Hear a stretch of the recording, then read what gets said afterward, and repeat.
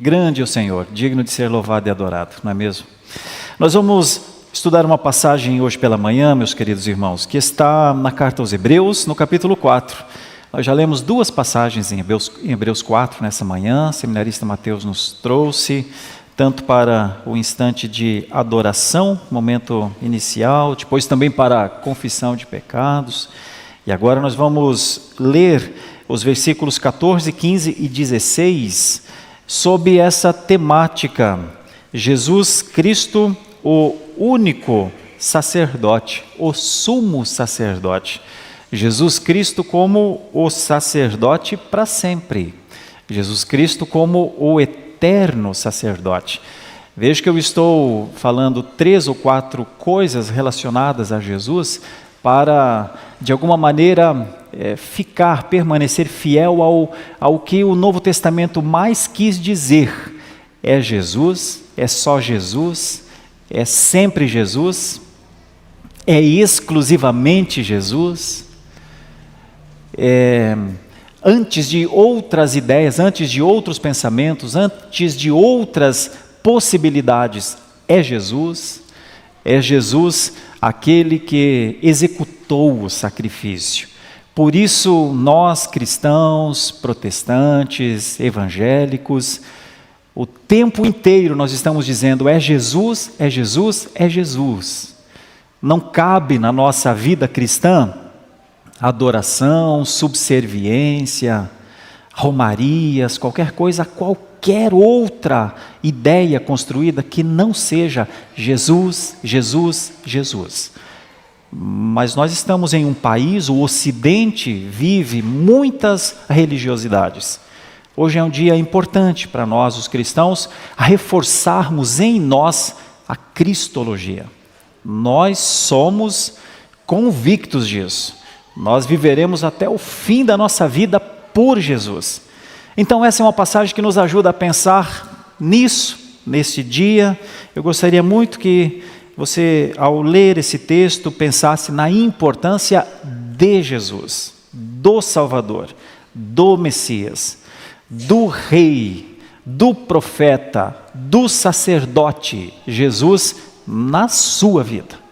Hoje é um dia que cristãos neste país precisam se fortalecer nisso, dado a muitos fatos culturais, históricos, religiosos mesmo da nossa nação, que nós sempre respeitamos, mas nós temos um posicionamento reto, objetivo, é Jesus.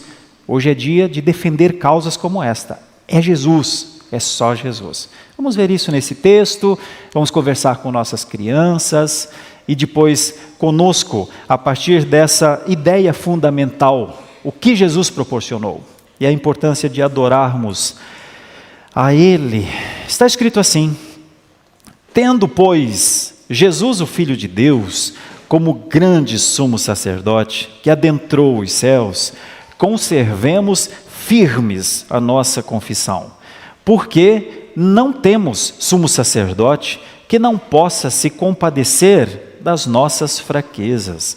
Pelo contrário, ele foi tentado em todas as coisas, à nossa semelhança, mas sem pecado. Portanto, aproximemo-nos do trono da graça com confiança, a fim de recebermos misericórdia e encontrarmos graça para ajuda em momento oportuno.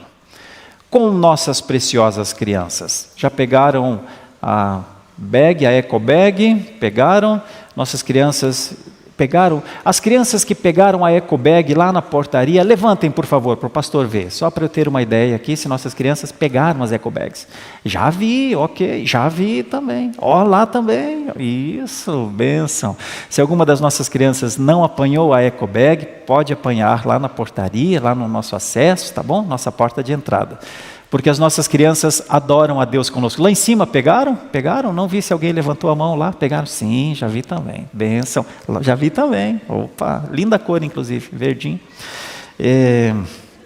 Nós estamos adorando a Deus com as nossas crianças. Nossas crianças servem, trabalham conosco aqui no culto. Não é maravilhoso? Quando os pais trazem seus filhos para eles também trabalharem para o Senhor. Por isso é uma ênfase importante nós também conversarmos com as nossas crianças. O pastor gostaria de conversar o seguinte, no desenho que você vai fazer aí, na ilustração que você vai fazer.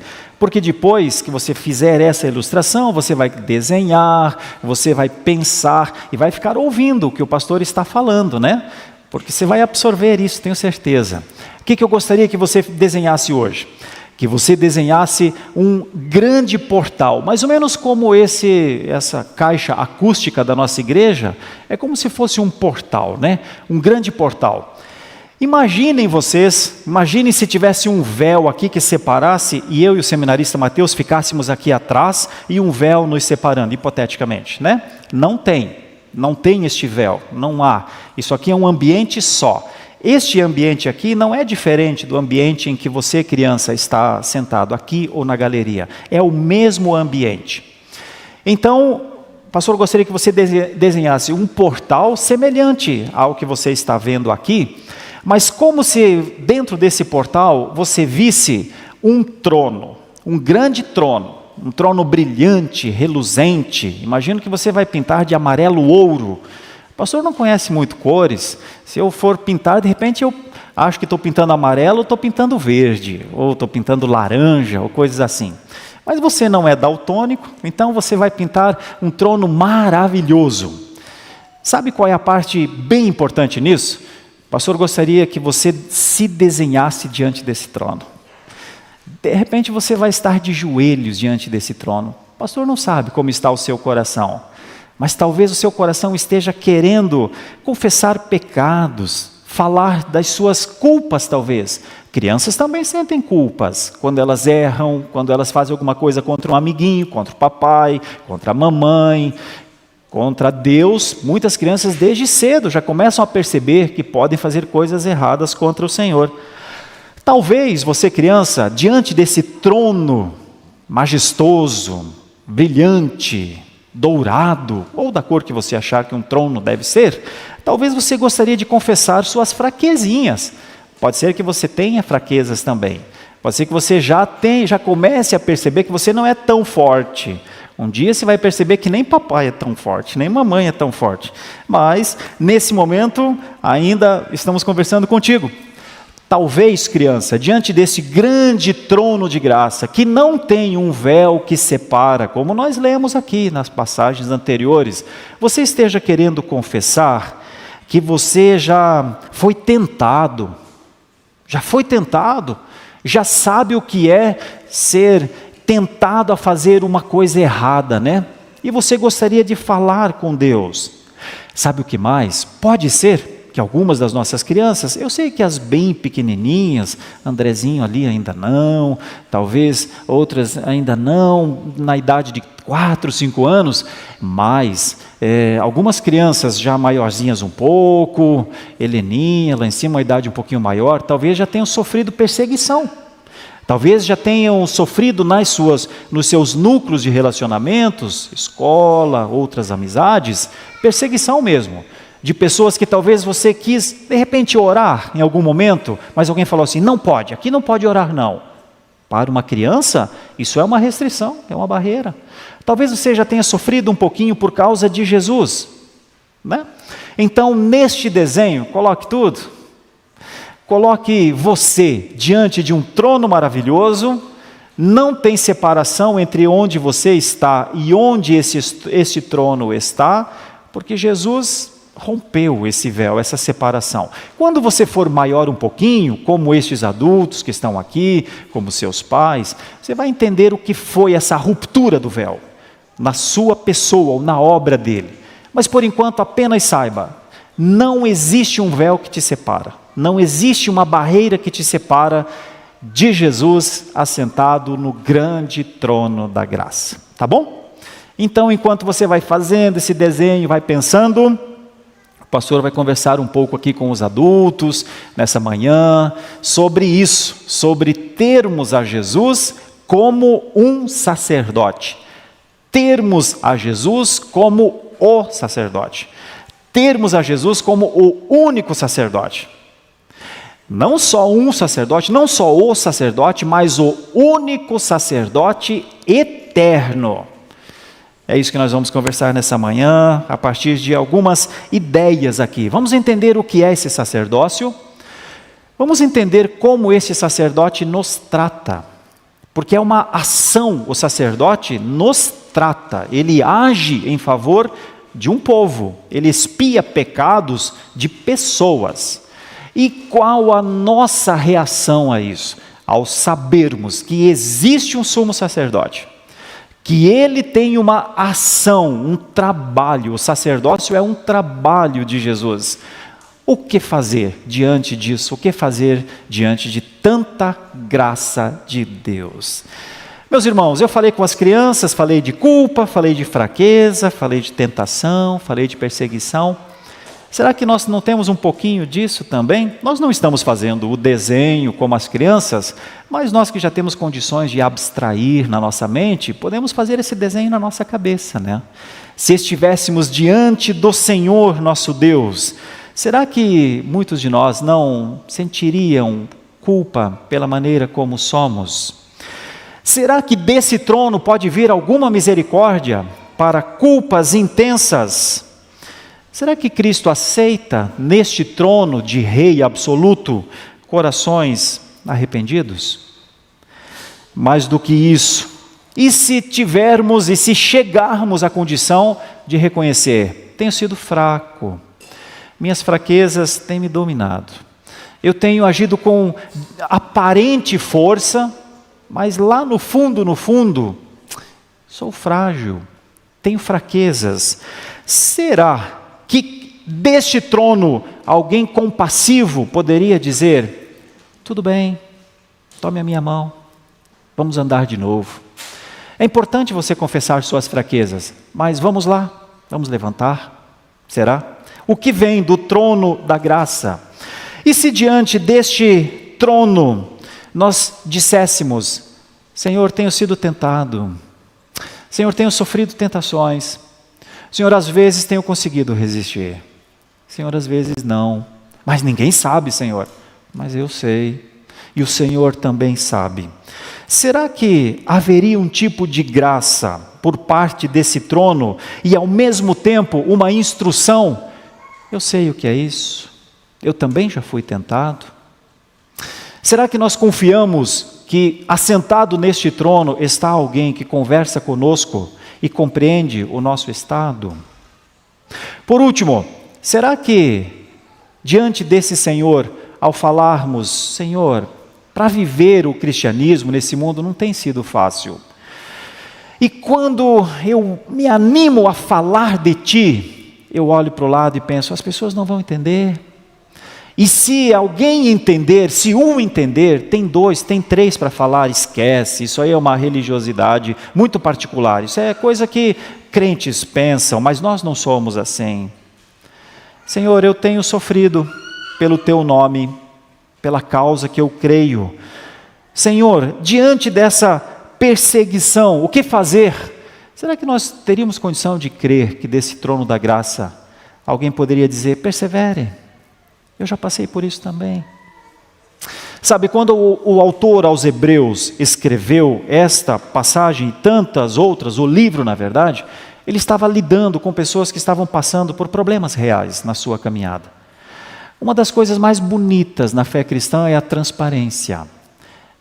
Ontem nós tivemos um evento maravilhoso aqui, um evento grande, não grande em tamanho, não é nesse sentido, um evento grande em excelência, um trabalho bonito para o Senhor, produzido pelo nosso departamento ministerial de apoio e inclusão e serviço também, apoio à inclusão e serviço. E entre as palestras, o presbítero Marcos, doutor Marcos palestrou, nossa irmã Tatiane palestrou, outros nossos oficineiros fizeram muitas palestras também. Uma das coisas que nós tratamos aqui, eu fiz uma breve exposição sobre uma passagem de Davi cuidando de Mefibosete, o neto de Saul, agindo com compaixão com ele. Uma das coisas que a gente falou aqui ontem igreja é local de gente transparente. Igreja não é local de gente que apresenta um conceito imagético para o outro. Igreja não é um local de avatares. Igreja não é um local que a gente diz: olha, produzir um avatar de mim mesmo perfeito. O original tem rugas, pouco cabelo e é míope. O meu avatar que eu produzi, ele é o Alain Delon dos cinemas, os mais antigos conheceram. Ele é o bonitão aqui, ó. Vejam como eu sou. Igreja não é local de a gente mostrar nossas bonitezas. Igreja é o local de nós nos achegarmos diante do Senhor. Mas muitas vezes, com muita preocupação, com muito medo do que as pessoas vão dizer de nós, do que as pessoas vão pensar de nós, do que as pessoas poderão contender conosco em relação ao que somos, a gente cria o avatar. Então a gente se apresenta com o avatar, a gente traz o avatar que ele está lá, como se fosse fazendo uma ideia do perfil de um Instagram, de um Facebook, a gente traz o avatar para a nossa frente e passa a andar como se nós estivéssemos assim, me veja, sou eu, tá? Sou eu. De vez em quando a gente dá uma olhadinha assim, a pessoa, epa, tem alguma coisa diferente entre o teu avatar e você. Desculpa, veja o meu avatar. Eu estou brincando com você apenas para dizer que igreja não é local de mostrar bonitezas, belezas para serem admiradas. Igreja é o local de nós nos achegarmos diante do trono da graça, diante do sumo sacerdote. Igreja é local de derramar o coração. Igreja é local de diante do Senhor falar, miserável pecador que eu sou. Igreja não é um lugar para que nós justifiquemos nossos grandes privilégios, nossas grandes vitórias, porque somos os filhos de Deus. Nós nunca convenceremos o mundo de que Ele é o nosso sumo sacerdote pelas vitórias que aparentamos demonstrar, pelo sucesso do cristianismo. Nossa identificação é com aquele que morreu na cruz. Nossa identificação é com aquele que pagou nossos pecados com a sua morte. E então, quando nós nos aproximamos diante deste sumo sacerdote, por tudo o que ele fez, ainda manteremos o avatar? É importante para Deus ver nosso avatar? Não, não é. Absolutamente não é. Por isso, igreja é local de avanço, igreja é local de aprofundamento, igreja é local de crescimento espiritual. E nós só conseguimos crescer à medida que conhecemos Jesus Cristo, que conhecemos o sacerdote eterno, que soubermos o que é o sacrifício dele na cruz. Homens e mulheres são mudados a partir disso. Essa é uma passagem que nos ajuda um pouco nisso. Esse texto aos Hebreus contribui bastante. Bom, como nós sempre fazemos, nós falávamos agora há pouco, inclusive com o seminarista Mateus sobre isso, a nossa hermenêutica reformada parte sempre de um método. Nós estudamos a partir do método gramatical histórico teológico. E esse texto, por não ser tão longo, me permitiria explicar palavra por palavra nessa manhã. Eu não vou fazer isso demoraria algum tempo, mas se você tiver algum interesse, hoje nós temos muitas ferramentas que nos ajudam a estudar palavra por palavra num texto.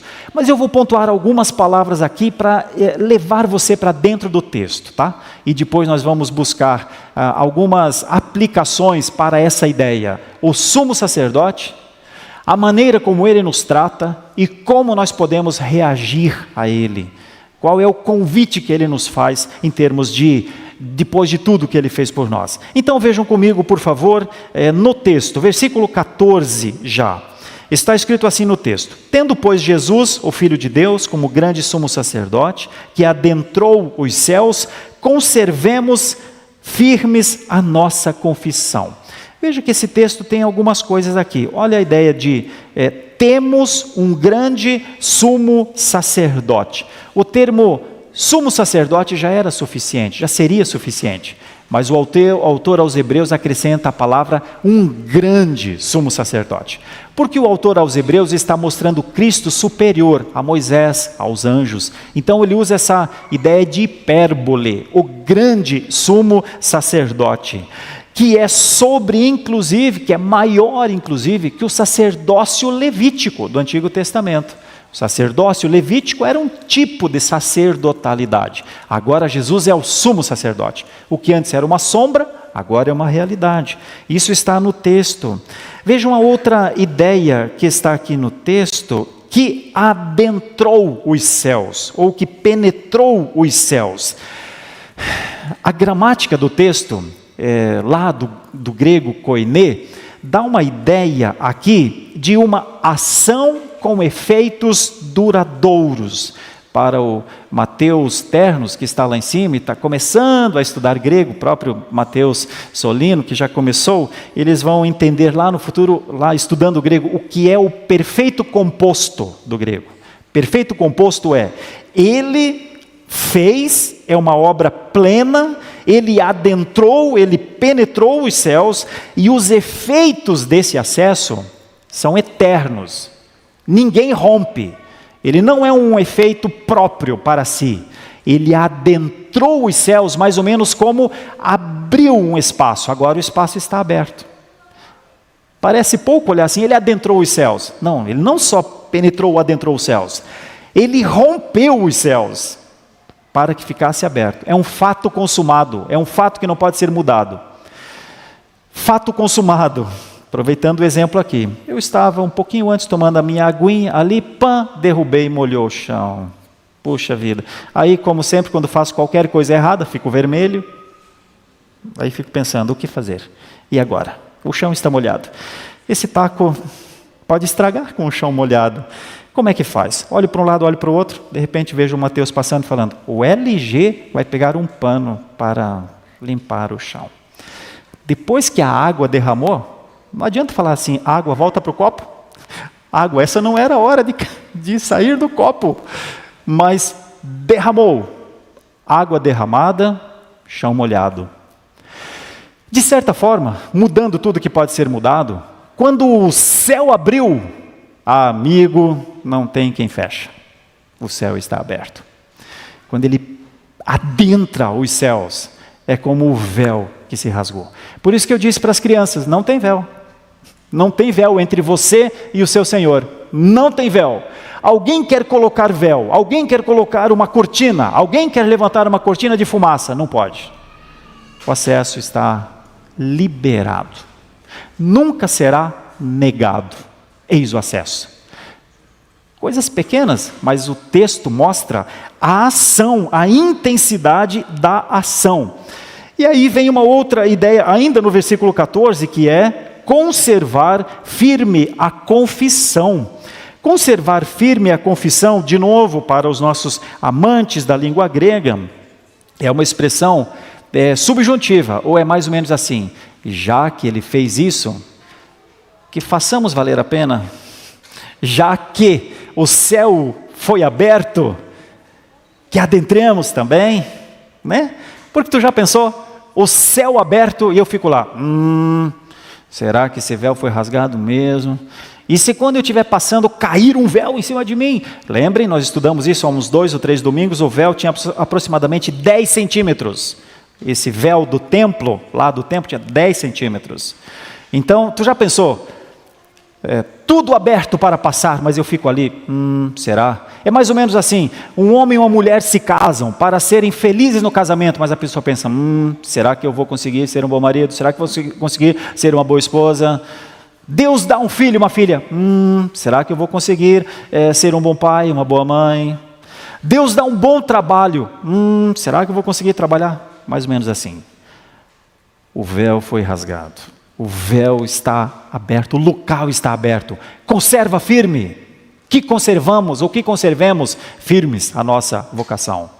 É mais ou menos mudando o que pode ser mudado, mas quando o casamento foi estabelecido, isso está lá em Gênesis 2:24, aquilo que Deus uniu, que o homem não faça força para separar. Essa é a exegese do texto lá. Não é assim, aquilo que Deus uniu, o homem não pode separar. Claro que pode, tanto é que faz.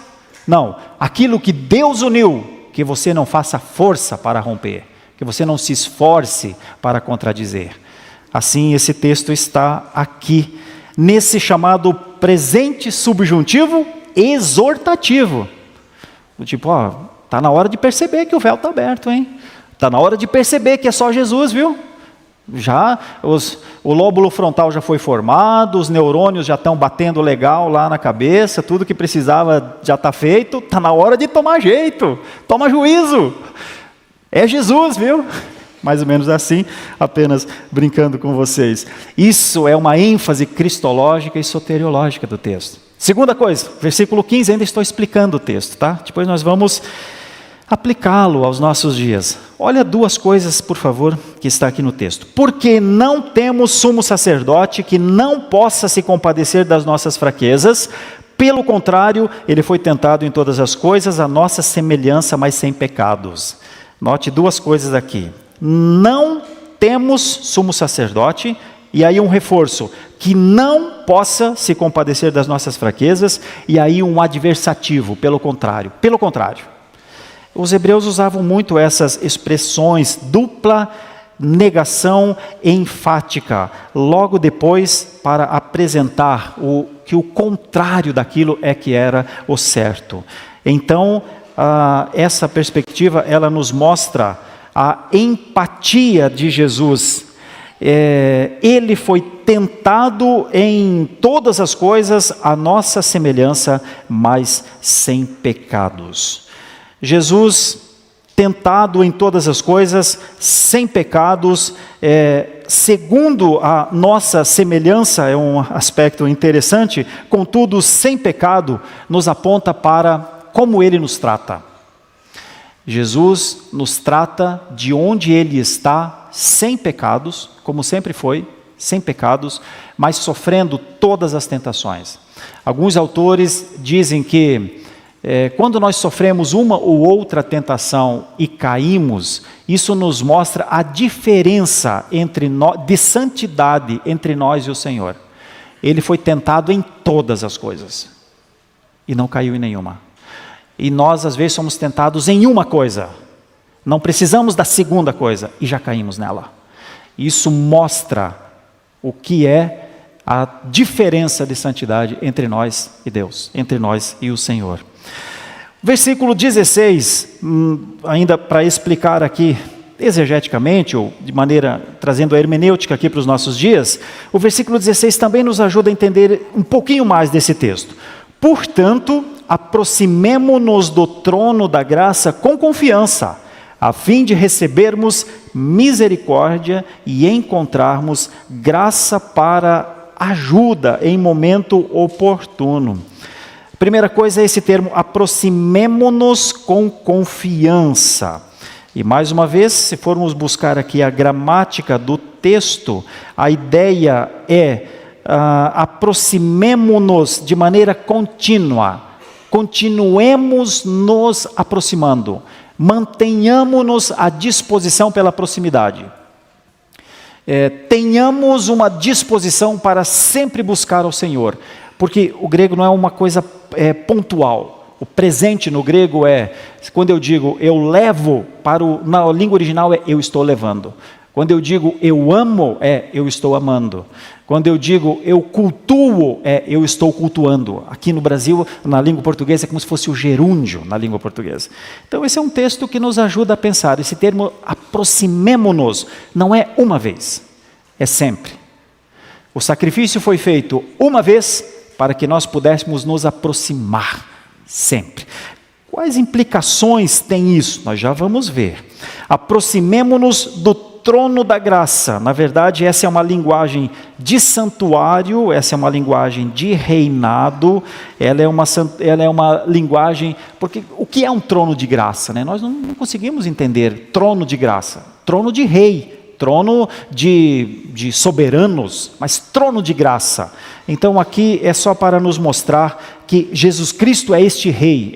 Aproximemo-nos do trono de Jesus Cristo, e aí vem uma sequência bem interessante, a fim de que possamos obter misericórdia, perdão para os nossos pecados, no passado, e graça, uma espécie de socorro constante no presente, ou em tempo certo, em tempo oportuno. Alguns autores dizem, isso só quer mostrar que Deus não se atrasa, que Deus tem o tempo certo para todas as coisas.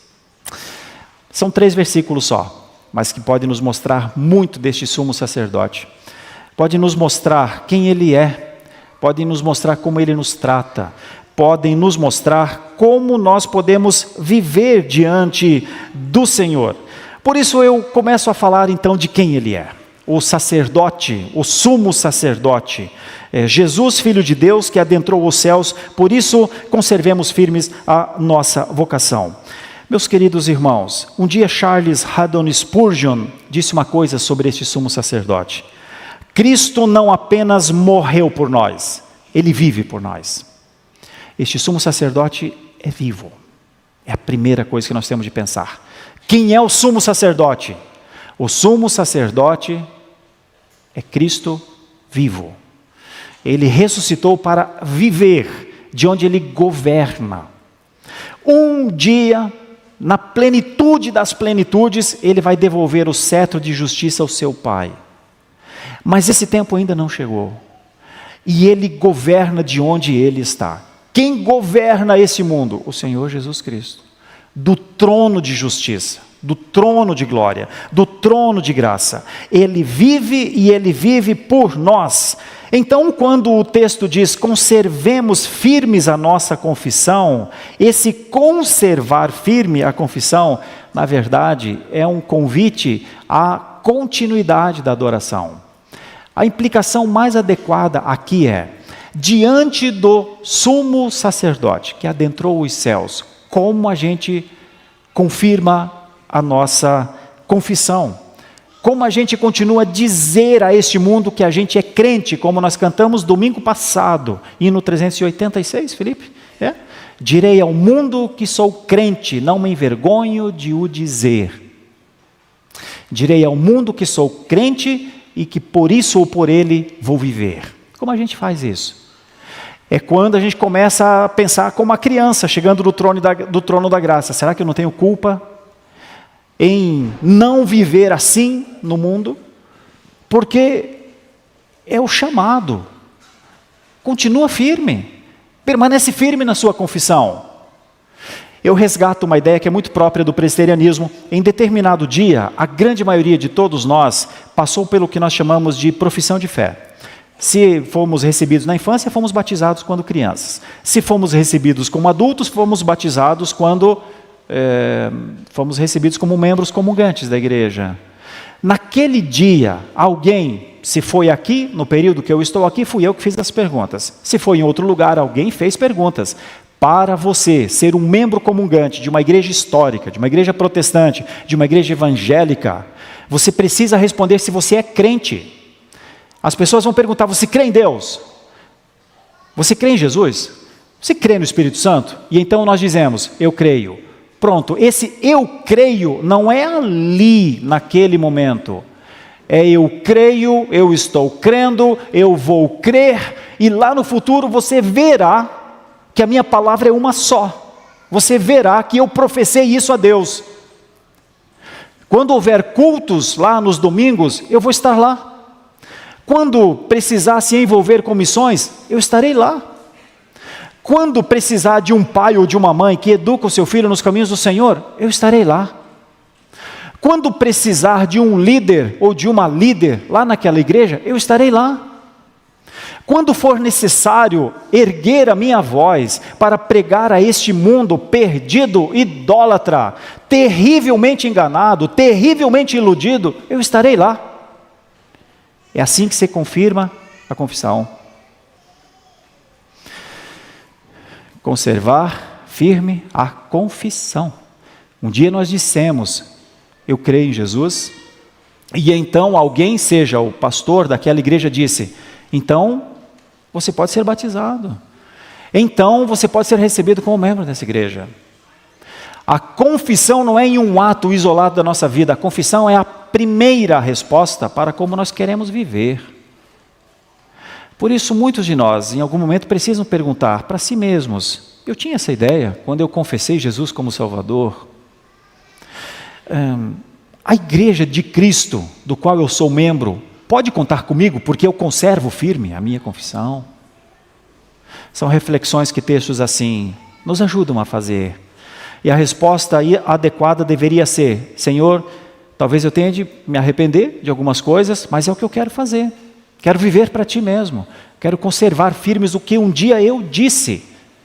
E com isso eu animo aqueles que ainda não fizeram essa pública profissão de fé, não passaram por esse batismo realizado por uma igreja idônea, uma instituição idônea, a fazerem. porque vocês estarão adentrando a condição de como as nossas crianças olharem para o grande trono da graça e conversarem com quem está assentado no trono da graça. Sem a confissão de fé, a profissão de fé, sem o ato de viver com Ele, a disposição pública para viver com Ele, parece que alguma coisa não se completou ainda. Segunda coisa que essa passagem parece nos mostrar é: vejam o nível da compaixão de Jesus, o sumo sacerdote. Porque o termo compadecer, na verdade, lá na língua original é sofrer junto. A ideia de compadecer é sofrer junto. Então nós temos um sumo sacerdote sem pecado, tentado de todas as formas, poderia dizer para você, imune, poderia não sofrer nada disso, optou por sofrer conosco, sofrer junto. Essa é a primeira ação deste sumo sacerdote. Por isso John Owen diz: Cristo desceu até nós não apenas para nos salvar da ira, mas para sentir conosco nossas dores.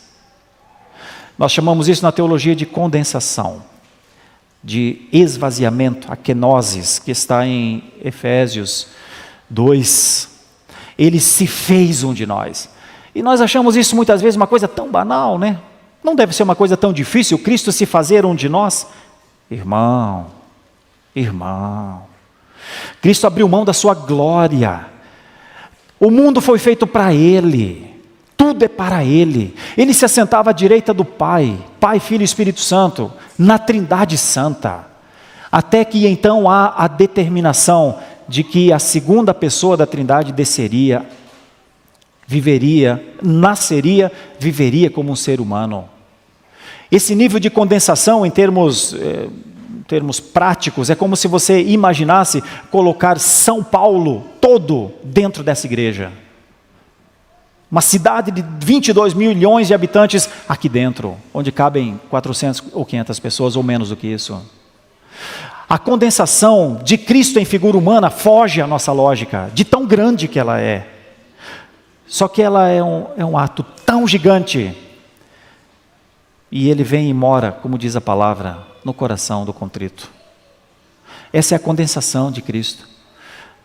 Figura humana, nascido de mulher, tentado sem precisar ser tentado, ridicularizado sem precisar ser ridicularizado, ofendido sem precisar pagar preço por nada do que fez, só porque veio para salvar pessoas, gente. Então eu trato isso como qualquer coisa? Então eu trato isso como, legal eu ir para a igreja, vou de vez em quando eu gosto. Aquilo que um dia eu professei a fé, mas eu era tão novo, eu era tão jovem, não tinha certeza das coisas. Como é que nós vamos viver diante do sumo sacerdote, do sacerdote eterno, que deu a sua vida por nós, assim? Simplesmente não é possível. Por isso essa é uma passagem que nos ajuda a entender mais profundamente o que é o compadecer de Jesus por nós. O que isso produz em nós? Terceira coisa que essa passagem nos mostra. Versículo 16, diz que a gente deve se aproximar do trono da graça com confiança, a fim de receber misericórdia. O convite, então, aproximemo-nos, indica, à luz da língua original, uma ação constante, e eu vou usar uma palavra aqui, regularmente. O dia do Senhor é dia do Senhor, não é nosso dia, irmãos. O dia do Senhor é dia de adorar ao Senhor, não é dia do meu corpo receber os benefícios do descanso da semana. Nós já temos os benefícios da semana, porque Deus quis que o mundo fosse assim. Todo o Ocidente não trabalha aos domingos. Mas nós não somos só ocidentais, nós somos cristãos, professos. Um dia fizemos profissão de fé. Então, o dia do Senhor é dele, começa com Ele. Enquanto nós estávamos orando agora há pouco com o grupo de louvor, que nós sempre fazemos antes de começar, eu perguntei coisas muito simples para eles na semana, eles são testemunhas. Eu disse, vocês tiveram tempo nessa semana para uma leiturinha da palavra de Deus? Vocês tiveram um tempo nessa semana para falar com Deus em oração? Porque nós podemos nos acostumar a coisas como modo aluno, modo professor, modo crente. E então vira essa chave do sábado para o domingo, modo crente, tenho que virar, pá, virou. Porque amanhã eu vou cantar no louvor, aleluia. Vira a chave, amanhã é dia de ir para a igreja, modo crente. Nesse dia não posso falar palavrão, nesse dia não posso pensar mal das pessoas, lá na igreja não vou nem chegar atrasado, modo crente ativado. Irmãos, quem presta o louvor é o homem, a mulher que viveu durante toda a semana. Quem presta a adoração aqui no culto é o homem, a mulher, o jovem, o adolescente, a criança que viveu toda a semana. Nós trazemos para o Senhor o que somos. Nós não trazemos para o Senhor um avatar. Nós trazemos para o Senhor nossos pecados, nossas falhas, nossos problemas, e nós somos os mesmos problemáticos da semana. Nós somos as mesmas pessoas de mentes duvidosas, nós somos as mesmas pessoas que julgam os outros, nós somos as mesmas pessoas desconfortáveis quando alguém nos contraria. Eu e você não entramos no modo crente, nós estamos no modo perene, pecadores. Não tem espaço para outra coisa, porque nós estamos diante de Jesus Cristo, o sacerdote eterno. Nós entramos aqui por um favor imerecido dele, nós não entramos aqui porque escolhemos viver como crentes. O trono da graça está ali. John Owen disse: o trono de Deus é terrível sem Cristo, porque o trono de Deus sem Cristo na minha vida é juízo. Mas é trono de graça quando eu me aproximo de Deus através dele.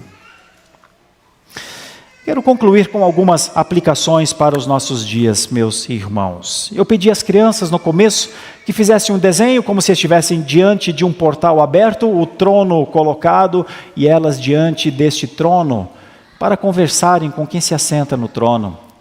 E talvez elas poderiam trazer coisas como culpa, talvez elas poderiam trazer coisas como reconhecimento de fraqueza, talvez elas poderiam trazer coisas como reconhecimento de tentação, ou talvez de perseguição.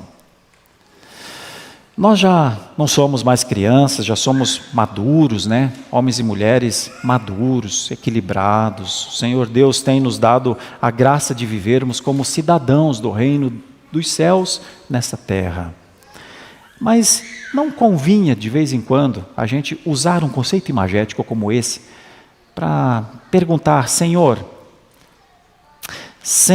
amado, se eu me arrepender dos meus pecados, se eu reconhecer as minhas culpas, o Senhor poderia me perdoar para resetar esse tipo de comportamento e iniciar comportamentos novos diante do Senhor? As crianças dificilmente conseguiriam chegar a esse tipo de raciocínio, mas nós podemos. Você não acha de verdade que a maioria das coisas que nós temos no passado, pelas coisas erradas que fizemos contra Deus, muitas vezes continuam, nos acompanham, se perpetuam em nós, como dizem os psicólogos, com sinapses estabelecidas? E nós vamos levar isso para o resto da nossa vida. E muitas vezes pedindo perdão por alguma coisa e logo cometendo de novo, porque talvez ainda não tenhamos chegado à ideia bem clara do que é sermos culpados diante de Deus. Para a culpa, meus irmãos, só o perdão. Para a culpa não é fazer outras obras para compensar. Para a culpa, só o reconhecimento e o perdão. Diante das fraquezas possíveis, e muitas vezes nós chegamos a essa ideia: tenho sido mais frágil do que pensaria que poderia ser. E então lembrar que desse trono da graça, nesse trono da graça se assenta perpetuamente alguém com compaixão. Nós vivemos debaixo da compaixão de Cristo. Nós somos alimentados por causa da compaixão de Cristo. Nós somos instruídos por causa da compaixão de Cristo. Nós somos mantidos por causa da compaixão de Cristo. E se eu estendesse isso, esse mundo existe ainda por causa da compaixão de Cristo. Então nós só estamos aqui por isso. O mesmo que um dia viu as multidões aflitas e exaustas é o que vê hoje um coração aflito e exausto. Eis o trono de graça, para como as crianças se achegarem, nós também. E as tentações, hein? Para muitos de nós foi uma semana difícil nessa área, porque elas vêm dos mais diferentes lugares. E como foi, hein? Nessa semana que passou, como foi nossa vida diante das tentações? Cada um de nós pode dizer diante do Senhor, o fato é que essa semana já passou, ela não existe mais. Meu ponto é, e se essas tentações voltarem nessa semana, como será? Como será? Você viverá mais uma semana como viveu a anterior? E se você for perseguido? E se não gostarem de caminharem perto de um cristão professo, de um cristão rígido no Senhor? Como você viverá se for perseguido nessa próxima semana? Talvez como já tenha sido perseguido na semana anterior. É para isso que nós temos um sacerdote eterno. Aproximemo-nos com confiança, diz a palavra. Aproximemo-nos regularmente, diz a palavra. Vivamos perto dele, como quem sabe que não existe um véu que nos separa, diz a palavra. Como você vai viver? Como será a sua próxima semana? A minha oração é que a sua semana seja cheia de segurança e de alegria, como nós vamos cantar agora nesse canto. Grande segurança temos no Senhor Jesus Cristo, por causa do sacerdócio de Cristo. Quero convidar os nossos irmãos que vão nos conduzir, para que cantemos juntos o hino 144. Ele confessa, eu diria, ele pede ao Senhor que nos ajude a viver um tempo assim com Ele, por tudo o que Ele nos fez. Vivamos com gratidão o fato de sermos perdoados pela perfeita expiação que esse sumo sacerdote fez. E então não seremos ludibriados, então não seremos levados a falsas adorações, então não correremos o risco de nos ou ajoelharmos ou seguirmos alguma instrução religiosa que não aponte única e exclusivamente para Jesus Cristo, o nosso Senhor, o sumo sacerdote. Muito obrigado por nos acompanhar até o final desse vídeo. Para receber mais reflexões e ficar por dentro dos próximos conteúdos, te convidamos a seguir as nossas redes sociais que estão na descrição. Alguns vídeos aparecerão na tela, caso queira continuar nos assistindo. Abraço e até a próxima!